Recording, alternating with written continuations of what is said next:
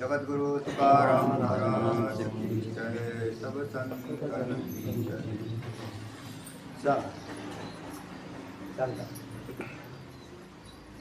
जय।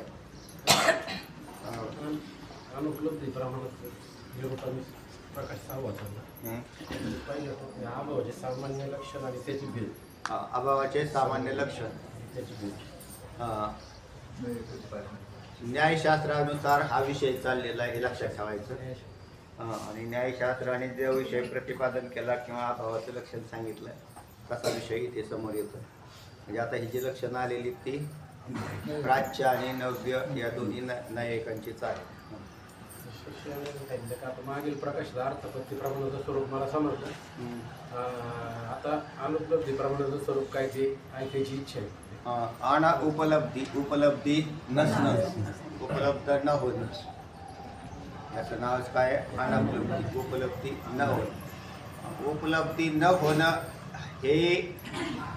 ही एक वस्तू आहे. जशी भाव ही एक वस्तू आहे तशी अभाव ही सुद्धा वस्तू आहे. म्हणजे अभाव म्हणजे नाही असं म्हटलं न्यायशास्त्रकार म्हणतात तसं नाही, तर तो अभाव नावाचाही एक पदार्थ आहे. जसा भाव नावाचा एक पदार्थ आहे तसा कसा आहे का अनुपलब्धी प्रमाणापासून अभाव प्रमेयाची उत्पत्ती होते. अनुपलब्धी अभाव प्रमेयाच्या असाधारण कारणास अनुपलब्धी प्रमाण असं म्हणतात. प्रमाणाच्या असाधारण कारणाला प्रमा असं म्हणतात. हे साधारण लक्षण झालं, मागे येऊन गेलं एकदा की प्रमाणाच्या असाधारण कारणाला प्रमाणाच्या असाधारण कारणाला हे सगळीकडे लावा. मागही लावलं आणि आता सुद्धा प्रमेयच्या असाधारण प्रमाण दोन्ही प्रमाणापासून ज्याची उत्पत्ती होते त्याला प्रमाण आणि प्रमेयच्या असाधारण कारण दोन्हींच्याकडे लावायचे. मग अर्थापत्ती प्रमाणापासून अर्थापत्ती शब्द आणला. आता इथे आपला आहे तो अनुपलब्धी प्रमाणापासून अभाव प्रमेयच्या अनुपलब्धी प्रमाण असं दोन्हीकडे लावलं. प्रमाणाकडून आणि प्रमा म्हणजे ज्ञान, ज्ञान ज्याच्याद्वारे होतं त्याला प्रमाण म्हणतात. मनुष्य न्याय किंवा वेदशास्त्रात संस्कार माहीत असेल त्याला या प्रमाण लक्षात येणार नाही. त्याच्यासाठी त्यांनी प्रथम लक्षात येणार नाही म्हणजे कसं केलं की लगेच समजत नाही, नंतर समजते. हळूहळू हळूहळू जसा प्रवेश होईल तसं ते कळत राहील. पण त्याच्यासाठी म्हणजे अभ्यासाची आवश्यकता आहे. की तुम्ही जर डायरेक्ट इथे येऊन ग्रंथ उघडला मला नाही वाटत कोणाला कळत. म्हणजे मलाच कळत नाही तर तुम्हाला काय कळायचं.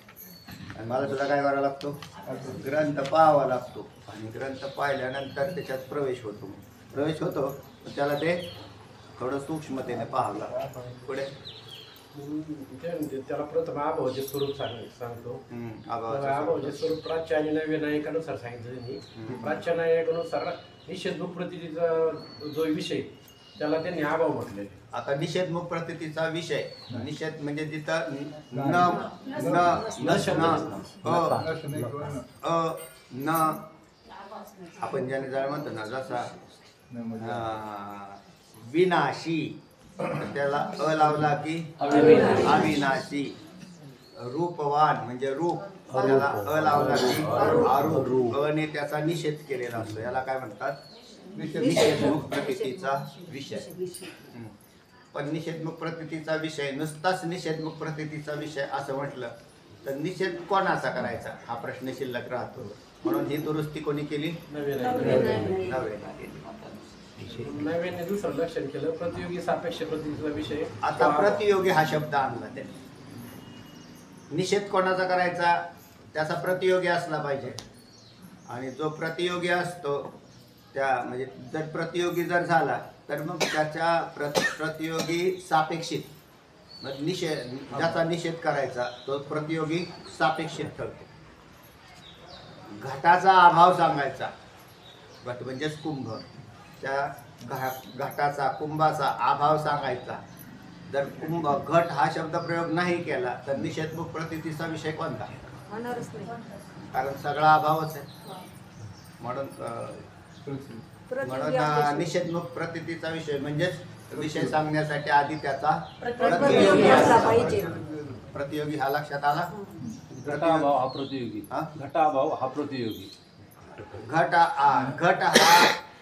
अभावाचा घट हा प्रतियोगी.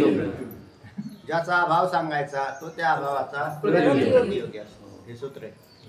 ज्याचा अभाव सांगायचा ज्याचा अभाव सांगायचा तो त्या अभावाचा प्रतियोगी असतो.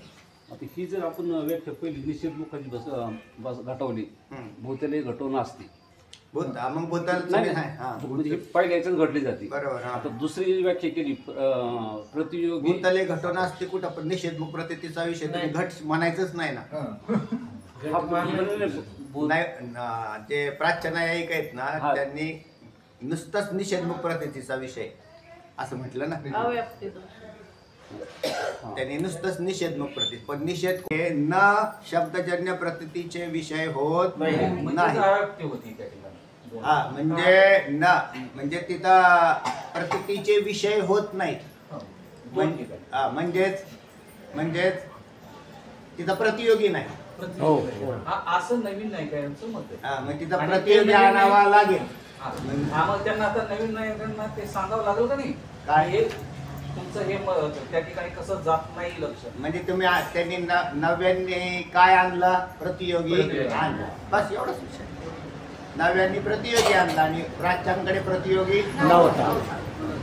सोपं सांगत होतो ना. कारण या दोन्हींच्या मध्ये प्राक अभाव आणि म्हणजे हे प्राक अभाव हे दोन जे अभाव आहेत ध्वंस म्हणजेच प्रध्वंस अभाव. तर याच्यात न शब्दजन्य प्रतीचे विषय होत नाही. म्हणजे विषय होत नाही. नुसता अभाव जो आहे ना त्या अभावाला प्रतियोगीची आवश्यकता असते. असं वाक्य फक्त एवढं. अभावाला प्रतियोगीची आवश्यकता असते. प्रध्वंस हा भावाची सिद्धीच होणार नाही. तुम्ही प्रध्वंस नाही प्राग बी नाही. प्रध्वंस सांगता कशाचा कोणाचा प्रतियोगीच नाही. तर ध्वंस कोणाचा झाला ते म्हणले ध्वंस झाला कोणाचा. मग प्रतियोगी पाहिजे ना. हा मग त्या ठिकाणी ते अव्याप्ती होती म्हणून घट अभाव तुमचा घट उत्पन्न झालेला आहे. हा तो घट हा प्रतियोगी जर झाला सिद्ध तरच प्राक अभाव सांगता येईल तुम्हाला. नाहीतर आणि प्रध्वंस सुद्धा तेव्हाच कथन करता येईल ज्या वेळेला प्रतियोगी असेल. प्रतियोगी कोण घटाची उत्पत्ती झाल्यानंतर एकच शब्द आहे ना प्रतियोगी फक्त म्हणायचे तुम्हाला बाकी काहीच करायचं नाही. किंवा जर प्रतियोगी असेल तर प्रध्वंस किंवा प्राक या दोघांची विसिद्धी होऊ शकते अन्यथा नाही होणार. तर प्रतियोगी सापेक्षित प्रतीचा विषय म्हणजे अभाव असं दुरुस्तीचं लक्षण कोणी केलं. पुढे प्रतीचा त्याग करून केवळ अभावाची प्रतीती होऊ शकत नाही. प्रतियोगीचा त्याग करून आता प्रतियोगीचा त्याग करून अभावाची सिद्धी होत नाही. हे महत्वाचाच भाग आहे. पुढे म्हणून सर्वच्या सर्व अभाव प्रतियोगी सापेक्ष प्रतीचा विषय आहे. सर्वच्या सर्व अभाव प्रतियोगी सापेक्ष सर्वच्या सर्व किती अभाव आहेत. 5 मुख्य 2 अनन्यभाव आणि संसर्गाभाव आणि अनन्यभाव हे 2 आहे. आणि त्या संसर्गाभावाचे 4 प्रकार केलेले. शिष्याने शंका केली परत नव्या नायकाच्या अभावाच्या लक्षणात ते म्हणते अतिव्याप्ती दोष येतो. कारण संबंध सादृश्य या ठिकाणी सुद्धा प्रतियोगी ची निरपेक्षता नसते. तर आता नव्य नायकांचं लक्षण ते थोडं बिघडलं. म्हणजे कसं बिघडलं तर संबंध आणि सादृश्य यांच्या मध्ये सुद्धा प्रतियोगीची अपेक्षा असते.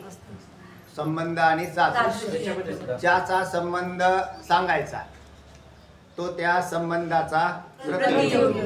ज्याचा संबंध राम श्यामचा भाऊ आहे तर लगेच त्याचा पाय झाला प्रतियोगी बनतो. संबंध आणि सादृश्य रामाचे मुख म्हणजे चंद्रासारखे कोणते याचं सादृश्य दोघांच्या मध्ये सांगायचं तर त्याच्यामध्ये एक तो त्याच्यासारखा आहे सादृश्य. तर त्याच्यात कोण कोणासारखा आहे, ज्याचा सादृश्य सांगायचो तो त्या दुसऱ्या सादृश्याचा प्रतियोगी राहील. पहिला त्याच्यासाठी. अनुयोग झाला, दुसरा प्रतियोगी झाला. ज्याच्या ठिकाणी सांगायचा तो अनुयोगी, ज्याचा सांगायचा तो प्रतियोगी. म्हणून आता तुम्ही काय म्हटले होते मगाशी, भूतले घटो नास्ति असा शब्द प्रयोग केला. भूतलावर घट नाही. तर काय नाही, घट नाही. कुठे नाही, कुठे नाही म्हटलं, कुठे नाही म्हटलं तर ज्या ठिकाणी नाही तर ते अनुयोगी, आणि जो नाही तो प्रतियोगी. म्हणजे घट प्रतियोगी झाला आणि भूतल अनुयोगी झाला. म्हणून भूतले घटो नास्ति, भूतलावर घट नाही. घट नाही, घट नाही असं करत बसलो. अहो ते काय म्हणतात हो, ते घट नाही, घट नाही, कुठे नाही हे सांगायला पाहिजे ना. म्हणून तिथं काय करावं लागेल तुम्हाला, ते सांगावंच लागतं.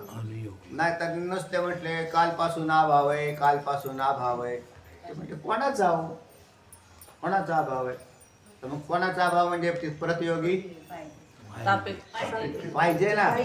म्हणून तिथं प्रतियोगी पाहिजे. आणि हे नव्यांचं प्राच्यांचं राहिलं, नव्यांनी दुरुस्त केली आणि नव्यांच्या दुरुस्तीत संबंध आणि सादृश्य परत आड आली. म्हणून संबंध सादृश्य भिन्नत्वे सती प्रतियोगी सापेक्ष प्रतिवान विषय हा अभाव हा असं लक्षण झालं ना. पुढे त्या लक्षावर अतिव्याप्ती दोष येतो. श्रीगुरूंनी हे सांगितलं त्यांचे संबंध आणि सादृश्य यांच्या प्रतियोगितेहून अभावाची प्रतियोगिता विलक्षण सांगितलेली आहे आचार्य ग्रंथांनी, आचार्य देकांनी असं सांगितले.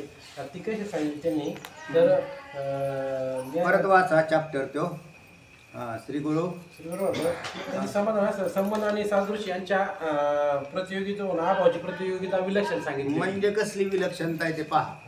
कारण शेवटी प्रतियोगिता विलक्षण म्हणजे निराळी आहे, वेगळी थोडी. अभावाची प्रतियोगिता निराळी आहे आणि संबंध सादृश्याची निराळी आहे.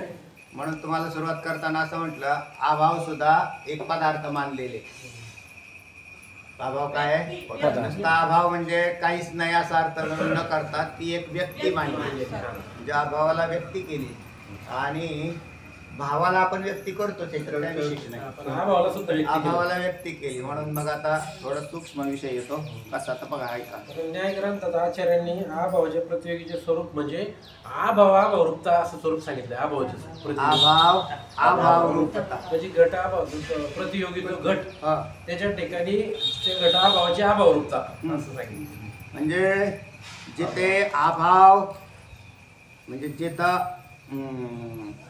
अभाव नाही, म्हणजे भारत प्राग अभाव रूपी घट राहायचं का? ऐका तुम्हाला काय सांगायचंय, अभावाची अभाव रूपता. म्हणजे जिथे अभाव नाही तिथे घटाचा म्हणजे घटरूप काय आहे,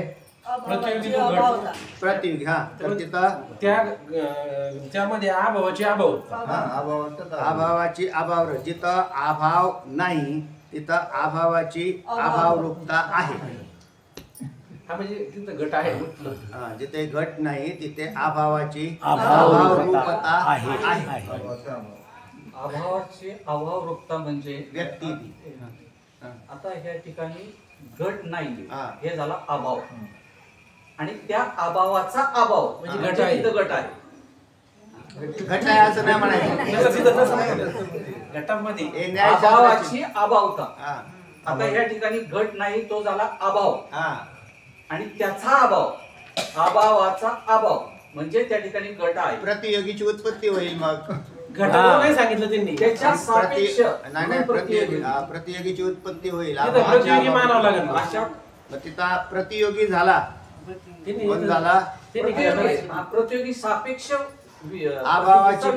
अभावाची प्रतियोगिता तिथं काय झाली, म्हणजे अभावाची प्रतियोगिता जी आहे ना ती निराळी सांगितली. ती हीच सांगितली की अभावाची अभाव रूपता ही जी आहे ना ती त्या अभावाची प्रतियोगी जो गट प्रतियोगी जो गट गट अभावाचा प्रतियोगी गट त्याच्यामध्ये सांगितलं त्याच्यामध्ये सांगितलं. त्या प्रतियोगी सापेक्ष म्हणजे त्याच्यासारखा असं हा, तर अभावाची अभाव हा, रूपता, म्हणजे तिथं असणं जिथं घट नाही तिथं अभाव अभावाची नाही, घट नाही म्हणजे अभाव हा, आणि तर त्याची त्याची अभावता म्हणजे आहे आहे.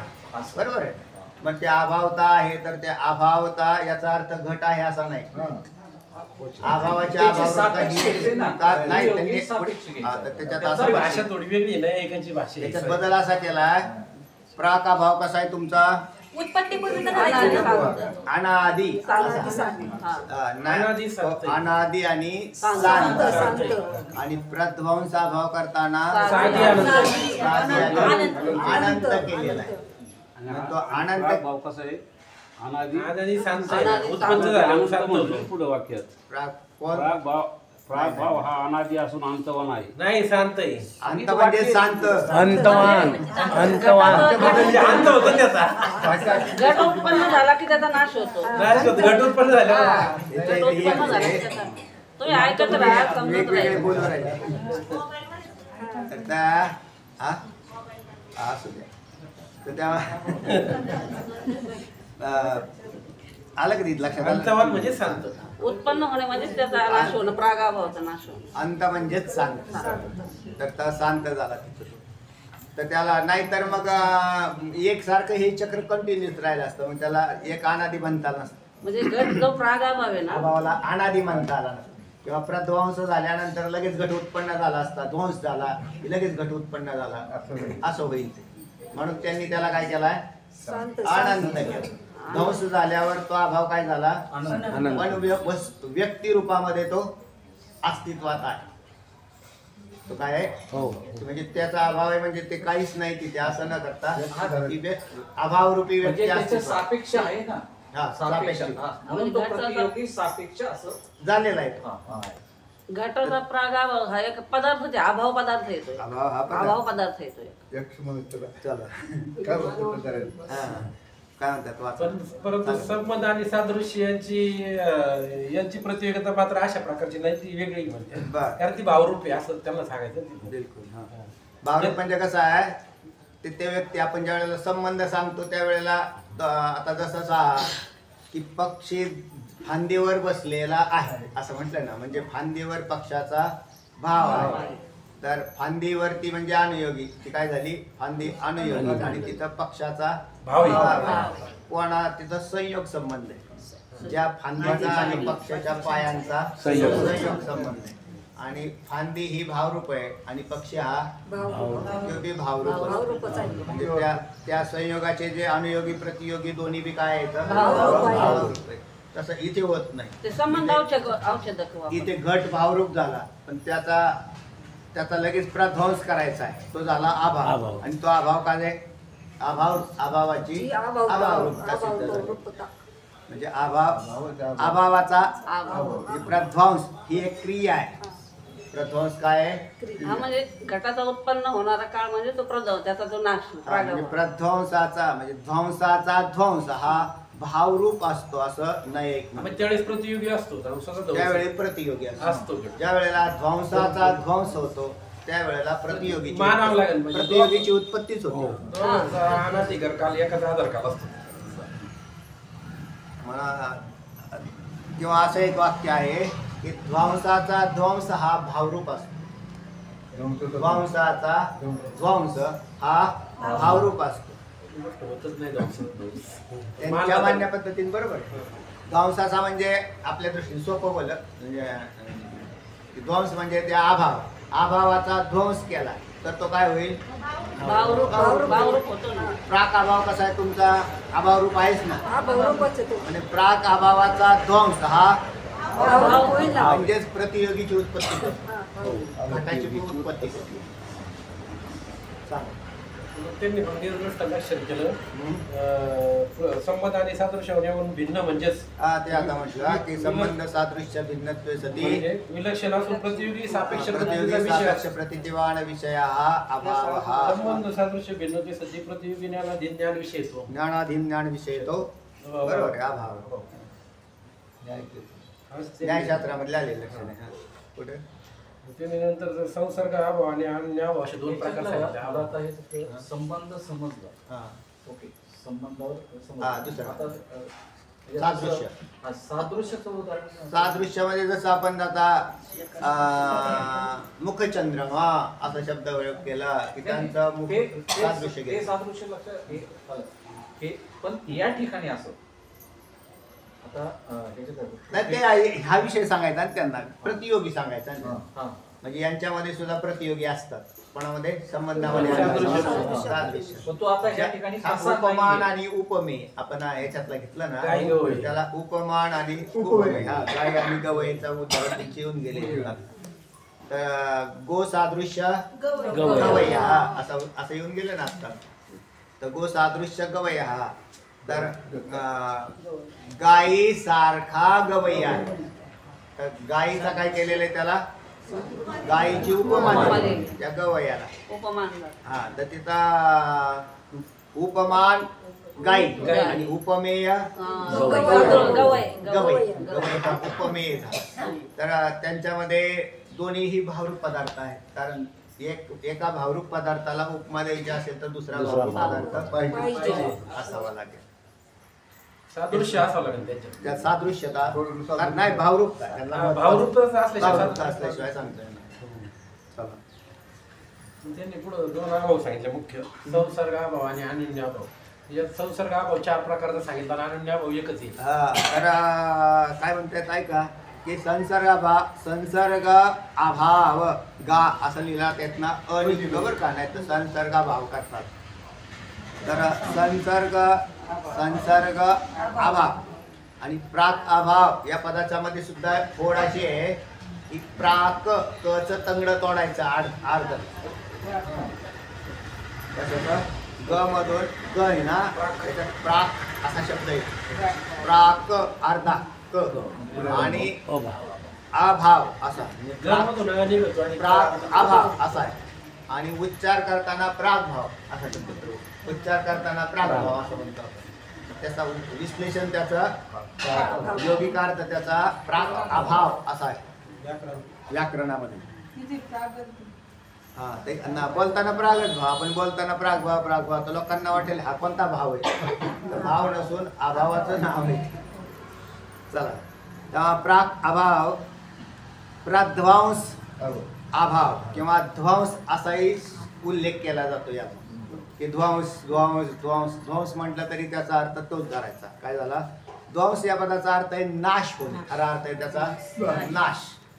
आणि नाशानंतरचा जो नाश झाल्यानंतर तर त्या वस्तूचा तर त्या ध्वंस तर त्याचं नाव काय आहे खाली येणार आहे आता विशेष विश्लेषण. चला जाऊ दे. आणि सामायिक अभाव आणि अत्यंत अभाव काय म्हणतायत पुढे एक एक घेऊ आपण.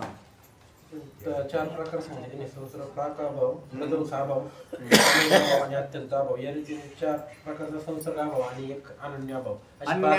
अन्याच्या ठिकाणी असणारा माझ्या ठिकाणी शिंदे महाराजांचा अभाव आहे. माझ्या ठिकाणी आणि त्यांचा अन्यत्र सगळीकडेच काय अभाव आहे. त्यांचा म्हणजे अन्याचा माझ्या ठिकाणी अभाव आहे.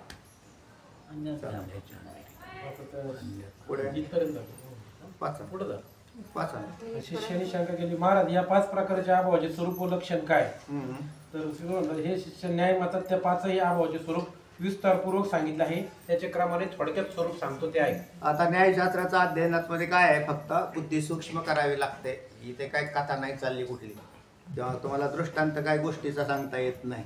खरं तर त्यात काय दुसरे दृष्टांत वगैरे आणल्यावर परत दोष तयार होतो. कारण त्याचं विश्लेषण करायला गेल्यावर दोषच बनतो. याच्या शब्दांच्यावर लक्ष ठेवून त्याच्या शब्दांचे अर्थ लक्षात घ्या. काय म्हणतात ऐका. पहिलं प्रागभावाचे लक्षण. प्रागभाव अनादि असून अंतवान आहे. अनादि आणि अंतवान आणि प्रागभावाचे 3 पद आहेत. तिन्हीचे अर्थ तुम्हाला कळाले की शब्द कळेल. प्राग अभाव आताच सांगितला की जो उत्पत्तीहून पूर्व काळात असतो त्याचं नाव प्राग. आणि अनादि हा केव्हापासून आहे घटाचा प्राग अभाव केव्हापासून आहे अनादि कालापासून आहे. म्हणून त्याला अनादी कालापासून असलेला तो, नाहीतर मग तो सिद्धच नाही होणार. नुसता भाव आणि प्रध्वंस एवढे सिद्ध होते, त्याला अनादी आणि सांतन हे पद लागणार नाही. तर अनादी असून अंतवाने म्हणजे त्या अभावाचा नाश होतो. अभावाचा नाश कोणी केला? प्रतियोगीने केला. प्रतियोगी उत्पन्न झाला ना त्या अभावाचा, म्हणून लगेच त्या अभावाचा नाश झाला. जर प्रतियोगी उत्पन्न झाला नसता तर तो अनादी अनंत ठरला असता. तो अनादी अनंत झाला असता. मग तो अनादी आणि शांत केला, प्रतियोगीने केला. बरोबर. प्रतियोगीने त्याला शांत बनवलेलं आणि त्याचं नाव आहे जसे घटाच्या उत्पत्ती होण्यापूर्वी कपालामध्ये जो घटाचा अभाव असतो, आता तो अभाव कशात राहतो? कारण त्याच्या कारणात राहतो. घटाचं कारण कोण? घटाच्या कारणात आता नंतर करायचं त्याला. पण घटाचं कारण शोधायला गेले तर एवढी स्थूल भाषा नाही वापरली आपण तिकडे की मातीपासून घट झाला असं नाही. तर नैयायिक म्हणतात कपालापासून घट झाला. आता तुम्हाला कपाल माहिती आहे का? कपाल म्हणजे ते दोन वेगवेगळे पार्ट एकत्र करून निर्माण केलेला घट. आता तो कसा केला? त्याला कुंभ असंही म्हटलेलं आहे. तर म्हणजे तो पाहिलेला आहे मी प्रत्यक्ष की ते कुंभार जो आहे ना, तो आपल्याकडे रांजण तयार करत असताना रांजणाचे दोन पार्ट बनवले जातात. मध्यभागी तो जोडायचा फक्त, नंतर तो असा असा करून ते आतून एक हात घालून ते असं बरोबर जोडवते. पण ते आधी अर्धा रांजण बनवायचा, मग वरचा रांजण बनवायचा आणि दोन्ही एकाला एक. त्या ते दोन काय झाली? कपाल. त्यांना म्हणायची कपाल. म्हणून अशा दोन भाग. मग तो घट आता कोणाचा जे कपालामध्ये राहतो असं म्हणावं लागेल. कोण राहिला? काय म्हणतात तिथं? जसे घटाची उत्पत्ती होण्यापूर्वी कपालामध्ये जो घटाचा अभाव, आता तो घटाचा अभाव कशात आणला? कपालामध्ये आहे. कारण अजून घट उत्पन्न झालेला नाही. किंवा कच्च्या कपालाच्या ठिकाणी रक्त म्हणजे तांबड्या रंगाची उत्पत्ती होण्यापूर्वी जो रक्त रूपाचा अभाव, त्यास प्रागाभाव असे म्हणतात. बघा आता कसं लक्षण केल्याने कपालामध्ये जो घटाचा अभाव म्हणजे त्या कपालात राहतो.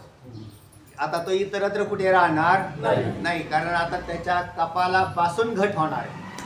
म्हणून त्याचं कारण सांगायचं त्यांना की तो सीमित झालेला आहे तिथं, इतर सगळीकडे कुठेही नाही. कुंभाराने कपाला बनवून ठेवलेले त्याच ठिकाणी निर्माण होणाऱ्या घटाचा काय आहे? प्राकाभाव आहे. किंवा असं जर लक्षात येत नसेल तर त्याने दुसरा भाग केला की घट भट्टीत टाकण्याच्या आधी तो काळ्या रंगाचा असतो, श्यामवर्ण म्हणतात त्याला. पाहिला का तुम्ही? आधी काळ्या रंगाचा. आणि नंतर तो ज्या वेळेला भट्टी त्याची आवा त्याच्यातून भाजून निघतो त्यावेळेला तो तांबडा होतो. तर पिलू पाकवाद.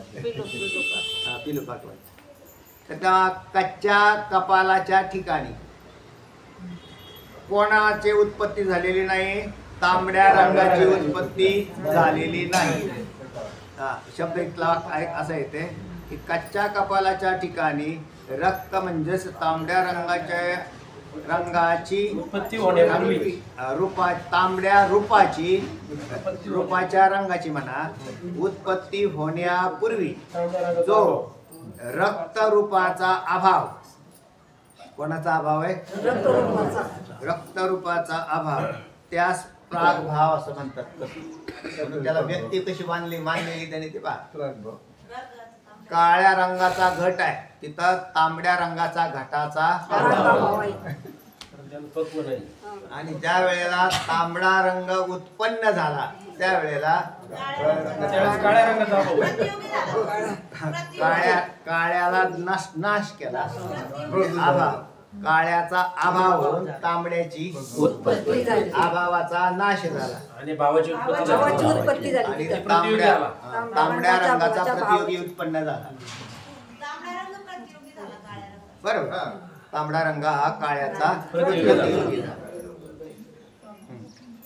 म्हणजे तिथला थोडासा वेगळाच भाग सांगतायत बरं का तो. तर त्याच्यातला असा आहे. दुसरं प्रध्वंस अभावाचे लक्षण सांगितलं. प्रध्वंस अभाव हा साध्य असून अनंत आहे. म्हणजे आता नाही, अजून एक यातली सूक्ष्मता की तांबड्या रंगाची उत्पत्ती होण्यापूर्वी रक्तरूपाचा अभाव असतो. रक्तरूपाचा अभाव असतो. म्हणून रक्तरूप ज्या वेळेला तुम्हाला प्रतीला येईल त्यावेळेला येईल. नंतर ती एक व्यक्ती मानलेली त्यांनी काय केलेली, व्यक्ती मानलेली, हे सांगायचं आहे. म्हणून त्यांनी असे दोन्ही उदाहरण दिले की प्रागअभाव म्हणजे प्रागअभावापासून घट झाला आणि घटामध्ये बी दोन प्रकार केले त्यांनी, श्यामवर्ण आणि रक्तवर्ण. जेव्हा रक्तवर्ण आहे तेव्हा श्यामवर्णाचा आणि जेव्हा श्यामवर्ण आहे तेव्हा रक्तवर्णाचा अभाव आहे. आता वाचा. प्रध्वंस अभावाचे लक्षण. ठीक आहे. प्रध्वंस अभाव हा साध्य असून अनंत आहे. आता हा प्रध्वंस अभाव हा साधी असून अनंत आहे. साधी म्हणजे उत्पत्तीवानाला साधी असं म्हणतात. साधी या पदाचा अर्थ काय, उत्पत्तीवान. कोणाची उत्पत्ती झाली आता, प्रध्वंस. तिथं ते साधी आहे. अभाव बर का, प्रध्वंस अभाव हा साधी म्हणजे उत्पन्न झाला. घाटावरती मुद्गराधिकांचा प्रहार केला, काठी म्हणायचा आपण. त्याचा प्रहार केल्यावरती काय झाला, प्रध्वंस झाला. म्हणजे प्रध्वंस हा साधी झाला, उत्पन्न झाला का नाही. प्रध्वंसाच्या आधी काय होता,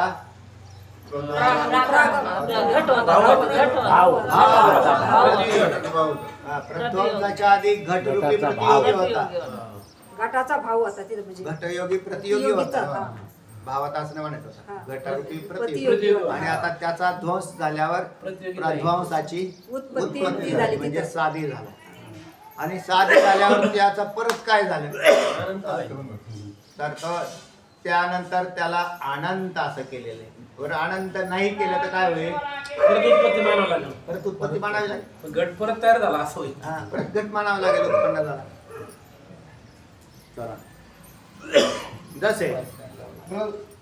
जसे घटाची उत्पत्ती झाल्यानंतर त्या घटावर काठीचा किंवा मुद्गराधिकांचा प्रहार केला असता कपालामध्ये म्हणजेच घटाचा जो नाश म्हणजे अभाव होतो त्यास, किंवा पक्व कपालाच्या ठिकाणी जो श्यामरूपाचा अभाव होतो त्यास प्रध्वंस अभाव असे म्हणतात. आता ऐका परत. घटाची उत्पत्ती झाल्यानंतर म्हणजे घटाची उत्पत्ती झाल्यावर प्राक अभावाचा अंत होऊन प्रतियोगी उत्पन्न झाला घट. घट प्रतियोगी उत्पत्ती झाल्यानंतर त्या घटावरती काठीचा किंवा मुद्गराधिकाचा ठोका मारला, काठीचा प्रहार केला असता. कशामध्ये घटाचा नाश झाला, कारण कोण, हे लिहिलं बरं का त्यांनी. प्रहार केला असता कपालामध्ये घटाचा जो अभाव म्हणजे नाश होतो, तर तो कपालामध्ये होतो, हे लक्षात ठेवा. हा, ते म्हणले घटाचा नाश झाला, घटाचा नाश झाला. तर घटाचा नाश हा त्याच्या कारणामध्ये म्हणजे कपालामध्ये नाश झाला. ती कपाल काय झाली, म्हणजे तो घट कशात गेला, कपालात गेला. मांडलेत ना, समवायी कारण, असमवायी कारण आणि निमित्त कारण. कारणामध्ये त्यांनी 3 कारण मानली. वेदांतांनी किती मांडली, उपादान कारण आणि निमित्त कारण. आणि उपादान कारणाच्या अंतर्गतच समवायी आणि असमवायी कारण वेदांतांनी टाकून दिले आहे. तेच त्याला तादात्म्य संबंध म्हणतात वेदांत. तर त्या याच्यामध्ये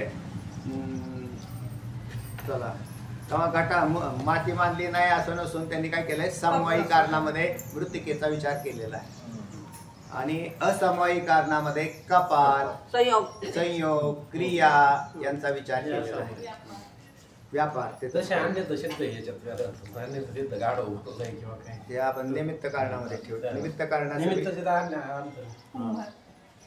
तर घटाचा जो नाश अभाव होतो त्यास किंवा पक्व कपालाच्या ठिकाणी, आता मगाशी जसं उदाहरण आहे तसंच पाहत ऐका. पक्व कपालाच्या ठिकाणी जो श्याम रूपाचा अभाव. हा, पक्व कपालाच्या ठिकाणी म्हणजे रक्तवर्ण. पक्व कोणता करायचा? रक्तवर्ण. त्याच्या ठिकाणी श्याम रूपाचा जो अभाव, काळ्या रूपाचा अभाव, त्याला प्रध्वंस केला. कोणाचा प्रध्वंस झालाय? श्याम रूपाचा. श्याम रूपाचा प्रध्वंस झाला. हा, एका म्हणजे पक्क कपालच्या वेळेला होईल. कपाळ आणि ल सारखंच आहे ना. तर कपालाच्या ठिकाणी, पक्क्या कपालाच्या ठिकाणी रक्तवर्ण जो श्यामवर्णाचा अभाव, श्यामवर्णाचा अभाव म्हणजेच प्रध्वंस अभाव. आणि तो प्रध्वंस अभाव आता तांबड्या रंगाच्या त्या कपालाला आहे ना, तांबड्या रंगाच्या कपाल जे तयार झालेलं आहे त्या ठिकाणी जो श्यामवर्णाचा जो ध्वंस झालेला आहे तो पुन्हा प्रतियोगी केव्हा होईल? म्हणून त्याला आनंद केलं. साधी आनंद असं लक्षात केलं नाही, त्याला साधी अनंत असं केलं. वर सांगितल्याप्रमाणे न्यायमते हा प्रध्वंसा अभाव साधी असून अनंत आहे. बरोबर. कारण घटावर मुद्गराधिकांचा प्रहार केल्यामुळेच तर घट ध्वंसाची उत्पत्ती होती, हे सर्व अनुभव सिद्ध बरोबर आहे. आहे. घटावरती मुद्गराधिकांचा प्रहार केल्यामुळे घट ध्वंस म्हणजेच नाश, त्याची उत्पत्ती, नाशाची उत्पत्ती होते, हे सर्वानुभव सिद्ध आहे. परंतु घट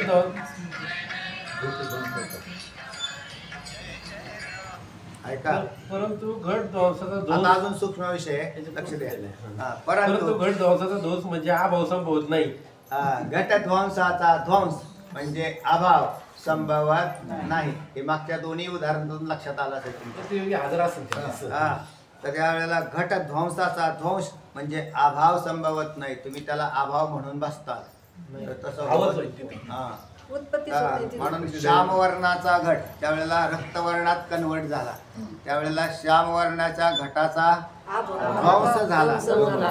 ती उत्पत्ती होणार नाही त्याची. उत्पन्न हा, पण श्यामवर्णाचा अभाव है ना, त्या अभावाचा श्यामवर्ण हा प्रतियोगी परत तिथला आतला. श्यामवर्णाचा अभाव झाला म्हणजे अभाव कोणाचा झाला? श्यामवर्णाचा झाला. म्हणून त्या अभावाचा प्रतियोगी कोण नाही तिथला? तांबडा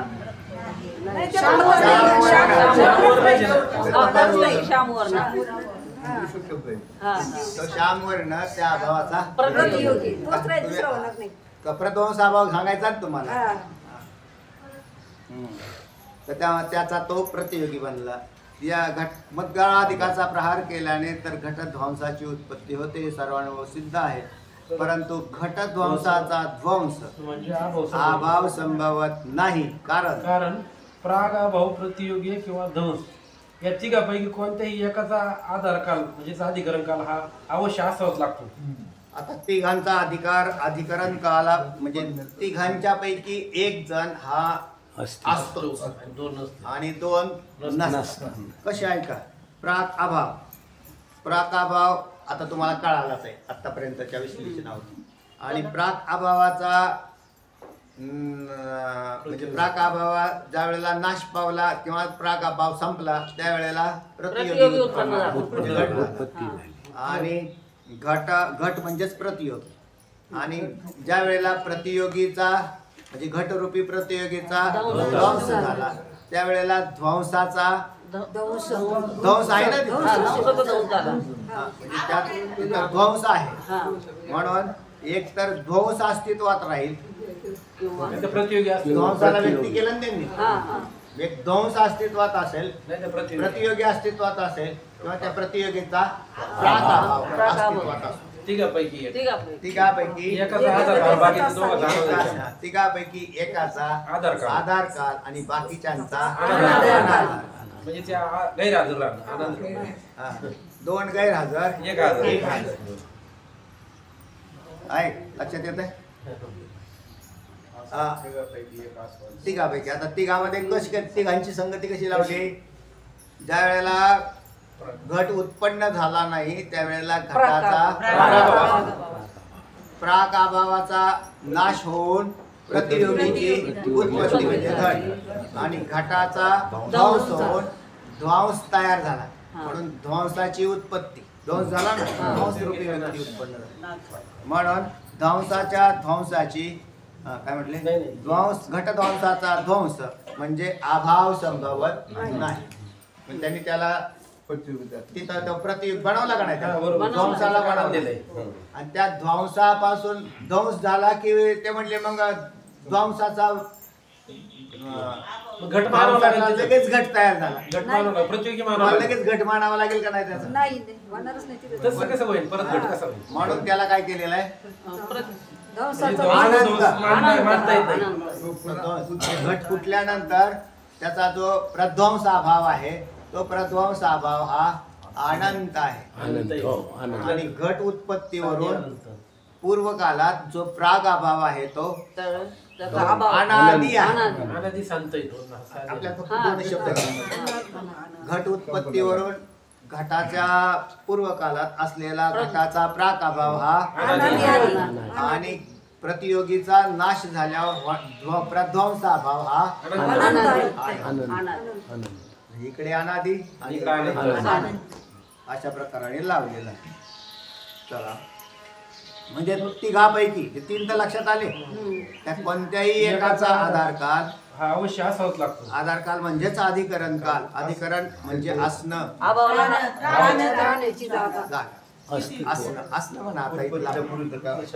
तर हा अवश्य असावाच लागतो. अर्थात जो काल घट प्रागाभाव आणि ध्वंस यांचा अनाधार काल असतो तो घटरूप प्रतियोगिता आधार काल असतो असा नियम आहे. नियमच केला त्यांनी. घटरूप प्रतियोगिता ज्या अर्थी प्रतियोगी आहे त्या अर्थी प्रध्वंस नाही आणि प्राकाभावही नाही. पण प्राकाभावाचा नाश करून तो आलेला आहे आणि प्रध्वंस अजून झालेला नाही म्हणून प्रतियोगी आहे. हो. या मान्यतेतील आशय हाच आहे की घटाची उत्पत्ती झाल्यानंतरचा व घटाचा नाश होण्यापूर्वीचा असा जो मध्यंतरीचा काल आहे तो घट प्राग अभाव आणि घट प्रध्वंस अभाव यांचा अनाधार काल आहे. त्यांचा काय येतो? अनाधार काल आहे. म्हणजे त्यावेळेस ते नाही दोघं सेकंद नाही नाहीच म्हणजे नाहीच म्हणजे अनाधार काल म्हणजे नसणं. प्रतियोगी हजर आहे ना. तर घट प्राक अभाव आणि घट प्रध्वंस अभाव यांचा अनाधार काल आहे.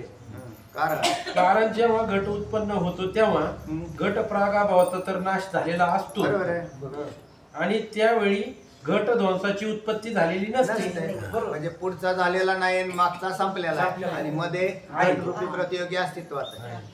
म्हणूनच घट प्रागाभाव आणि घट प्रध्वंस अभाव यांचा जो अनाधार काल असतो तो घटरूपी प्रतियोगीचा आधार काल म्हटले आहे. एकाचा आधार काल आणि दोघांचा अनाधार काल. इथे दोघांचा नेहमीच अनाधार काल असतो. कदाचित ज्या वेळेला प्रध्वंस अभाव हा प्रध्वंस अभावाचा आधार काल असेल त्यावेळेला प्रतियोगीचा आणि प्राक अभावाचा ज्या वेळेला प्रध्वंसाचा काय आहे आधार काल आहे त्यावेळेला त्या दोघांचा प्रतियोगीचा आपला हा प्रतियोगी म्हणजे घट आणि प्राक अभावाचा आधार काल असतो. ज्या वेळेला प्राक अभावाचा आधार काल असतो त्यावेळेला प्रतियोगीचा आणि झालं. आणि ज्या वेळेला प्रतियोगीचा आधार काल असतो तेव्हा प्रध्वंसाचा आणि झालं. समजलं सगळ्यांना?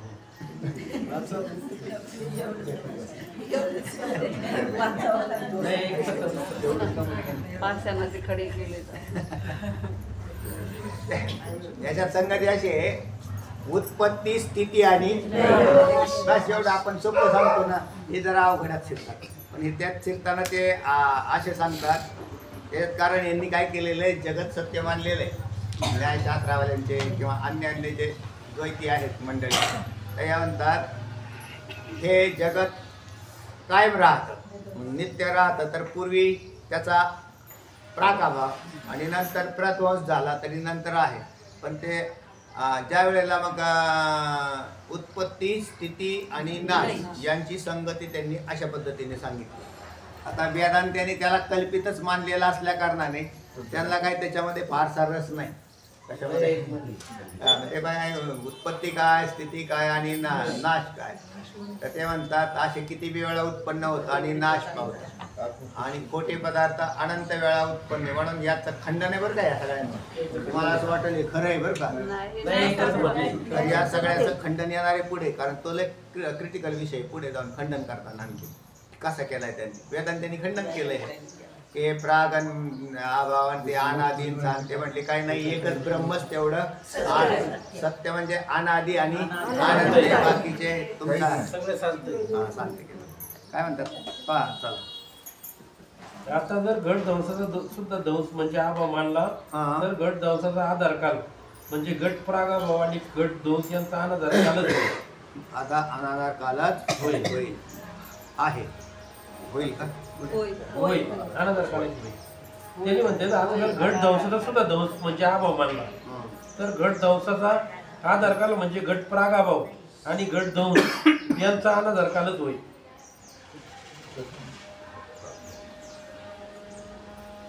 बरोबर ना. मग त्यावेळेस प्रतियोगी असेल ना. जरा ऐका. म्हणूनच घट प्राग अभाव आणि घट प्रध्वंस अभाव यांचा जो अनाधार काल असतो तो घटरूप प्रतियोगीचा आधार काल असतो असे वर म्हटले आहे. आता जर घटध्वंसाचा सुद्धा ध्वंस म्हणजे अभाव मानला तर त्यांनी मानलेला नाही हे लक्षात ठेवा बरं. अशा पद्धतीचा विचार करून घेतलाय तेच त्याचं उत्तर सांगते. तर म्हणून घटध्वंसाचा सुद्धा ध्वंस आम्ही मानत नाही. का बरं? ध्वंस जर मानला तर काय होईल? तर घटध्वंसाचा आधार काल घटध्वंसाचा आधार काल तुम्हाला मागाशीच म्हटलं मी म्हणजे घट प्रागभाव व घटध्वंस यांचा अनाधार कालच होतो. अनाधार काल होतो होय. अर्थात तो घटाचाही आधार कालच झाला पाहिजे. घट विद्यमान असला पाहिजे पण घट विद्यमान नसतो म्हणून ध्वंसाचा ध्वंस मानता येत नाही. म्हणून ध्वंसाचाही ध्वंस मानता येत नाही. ध्वंसाचा ध्वंस म्हणजे घटावरती प्रहार केल्यानंतर काय झाला तिथं ध्वंस झाला. म्हणून त्या ध्वंसाचा ध्वंस म्हणजे परत अभाव असा संभवत नाही. कारण तो काय झाला तिथे अनादी करून टाकला त्याने. कारण ध्वंसाचा ध्वंस केला तर तो काय होईल तिथं प्रतियोगीची उत्पत्ती करेल. म्हणजे म्हणजे तिथं परत घट विद्यमान असला पाहिजे. सारांश या प्रकारे जर घट ध्वंसाचाही ध्वंस मानला तर घटरूपी प्रतियोगीचा पुन्हा जन्म म्हणजे उज्जन्म पुन्हा जन्म झाला पाहिजे. उन्मज्जन म्हणजे परत त्याची उत्पत्ती झाली आपत्ती येते. याच करिता प्रागभाव देखील अनादी मानले आहे. कारण जर प्रागभाव साधी मानले तर प्रागभावाची उत्पत्ती होण्यापूर्वीचा काल म्हणजे सुद्धा प्रागभाव आणि दोष या दोन्हीचा आधार काल होईल व मग तो काल म्हणजे प्रतियोगीचाही आधार कालच झाला पाहिजे. प्रतियोगीचाही आधार काल झाला पाहिजे. बरोबर. प्रागभाव आणि ध्वंस या दोन्हींचा अनाधार काल होईल. काय होईल? कसं काय केलं तर याच करता प्रागभाव देखील अनादी मानले आहे. जर प्रागभाव अनादी नाही मानला तर प्रागभाव जर अनादी नाही मानला तर म्हणजे प्रागभावाच्या पूर्वीचा सुद्धा प्रागभाव होईल. त्याला आपण प्रागभाव लागत ना. त्याला प्रत्येक प्रागभावाची उत्पत्ती होती म्हणल्यावर त्याच्या मागच्या प्रागभावाची प्रागभावाचा अनादी जर नाही मांडला तर प्रतियोगी अगोदर असला पाहिजे असं. पण त्याचा प्रागभावाचा प्रतियोगी कोण? प्रागभाव नाही ते पुढे झालं माग जायचं आपल्याला. प्रतियोगी नाही सांगता येत. एका प्रागभावाला दुसऱ्या प्रागभावाची काय लागेल आवश्यकता लागेल. म्हणून आणि मग ती आवश्यकता लागू नये म्हणून त्यांनी काय केलेलं आहे अनादि. अनादि मानले. जसं वेदांत त्यांनी जगताची उत्पत्ती लावताना कारण त्यांना अडचण बी त्यांना बी तीच अडचण होती की या मागच्या जगात कशापासून झालं म्हणजे मागच्या जगात मागचं जगत कशा मागचं अनावस्थ दोष आहे. तिथे अनावस्था. आत्मा नाही हा अनावस्थ. अनावस्था अनावस्था. पुढे त्याच करता प्रागभावास देखील अनादि मानले आहे कारण प्रागभावास साधी मानले. हा तर प्रागाभावाची साधी म्हणजे उत्पत्तीवान मानलं. प्रागभाव उत्पत्तीवान आहे असं जर मांडलं तर त्या प्रागभावाला दुसऱ्या एका प्रागभावाची तर प्रागाभावाची उत्पत्ती होण्याच्या पूर्वीचा काल म्हणजे सुद्धा प्रागाभाव आणि ध्वंस या दोन्हीचा अनाधार काल होईल. हा म्हणजे त्या दोन्हींच्या मध्ये ते सापडेल हा. तोही व मग तो काल म्हणजे प्रतियोगीचाही आधार काल असला पाहिजे. झाला पाहिजे. तो परत प्रतियोगीचा आधार आधार काल. कालच झाला पाहिजे कारण तिथं प्रतियोगी आलाच हा. एक प्रतियोगी अभावरूपी तरी प्रतियोगी आलाच. कारण वर सांगितल्याप्रमाणे प्रागाभाव प्रतियोगी आणि ध्वंस या तिन्हीपैकी एकाचा तरी आधार काल हा अवश्य असलाच पाहिजे.